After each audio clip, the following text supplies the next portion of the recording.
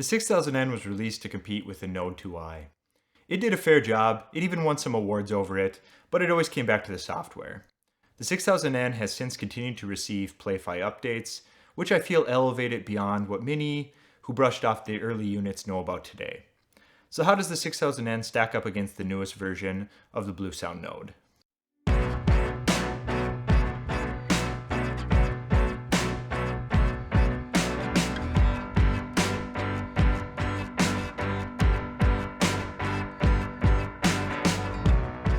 I own both of these products and have switched between them for some time now. They both have their highs and lows. Let's first look at the new Node. It's filled with connections and features in comparison to the 6000N.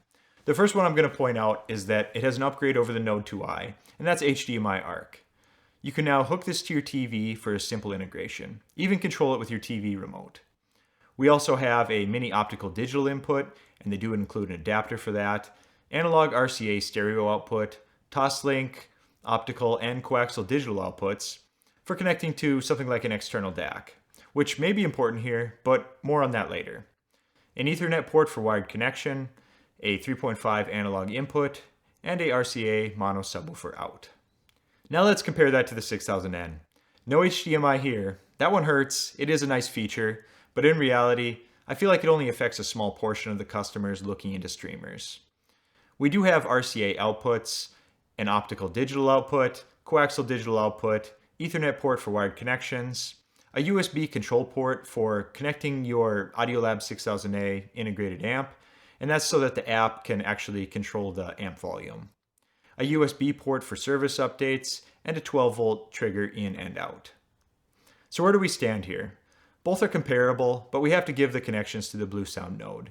The HDMI and sub-out, along with the ability to output to a set of Bluetooth headphones, is just too much for the 6000N to overcome. Okay, so we know the connections are great on the Node. How about the build? The Node is a small compact unit. It comes in black or white, the case is plastic, but improved material over the 2i, which had whites turning a bit yellow and tended to collect dust and whatever else with its soft touch material. It's plastic, but it's nice, and it's an improvement over the previous model. The look is pleasant with its clean lines and improved touch panel. It lights up as you approach it, and you can control simple things like track skipping, play pause, volume, and your saved station shortcuts. The 6000N keeps things very simple. The build is very similar to the other Audiolab components in this series, and it stacks well with them. The front is very unassuming, an on-off button, and 6 small buttons to store your favorites.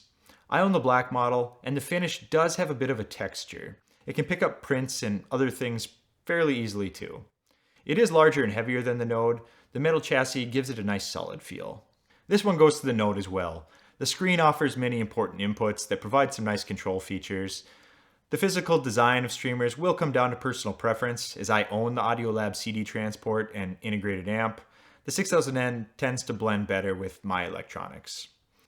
Now we're going to get into the two most important topics, the software and the sound.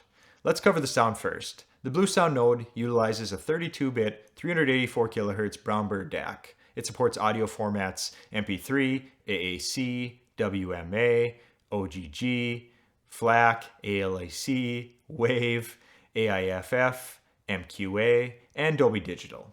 I would describe the sound of the Node to be a bit warmer than the previous generation.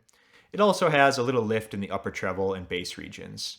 It has nice detail, and I don't think you'll find the sound offensive during long listening sessions at all. It's a very competent internal DAC that is very satisfactory at this price range. The 6000N utilizes an ES9018 Sabre 32 32-bit 192 DAC, the same found in the highly acclaimed 6000A integrated amp. The circuitry also has a hand up in the sound signature. The 6000N draws inspiration from their CD transport, incorporating the same isolated power supply with a high-efficiency toroidal transformer for signal transparency.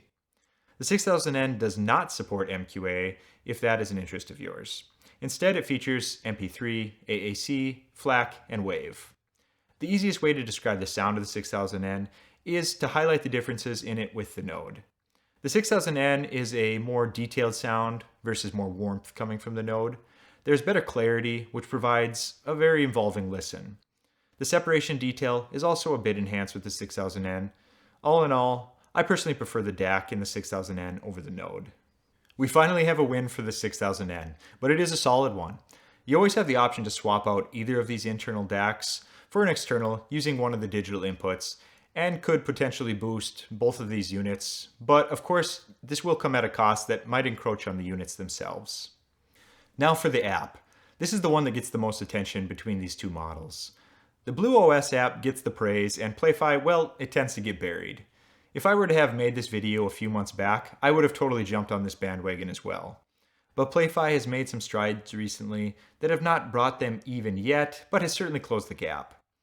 Previously, the Play-Fi app couldn't even handle shuffling my Amazon Music playlist, and you were unable to transfer the playback to the streamer. It did the phone to streamer shuffle.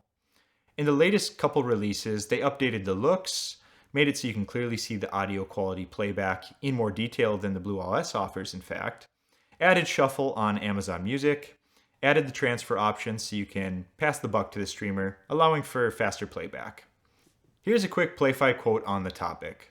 Transferred session will help people feel a little more connected to the music and keep the experience from feeling too slow, which is certainly something we have heard in the past from enthusiasts. It's not gapless yet, but it's a significant step up while we work on the real thing.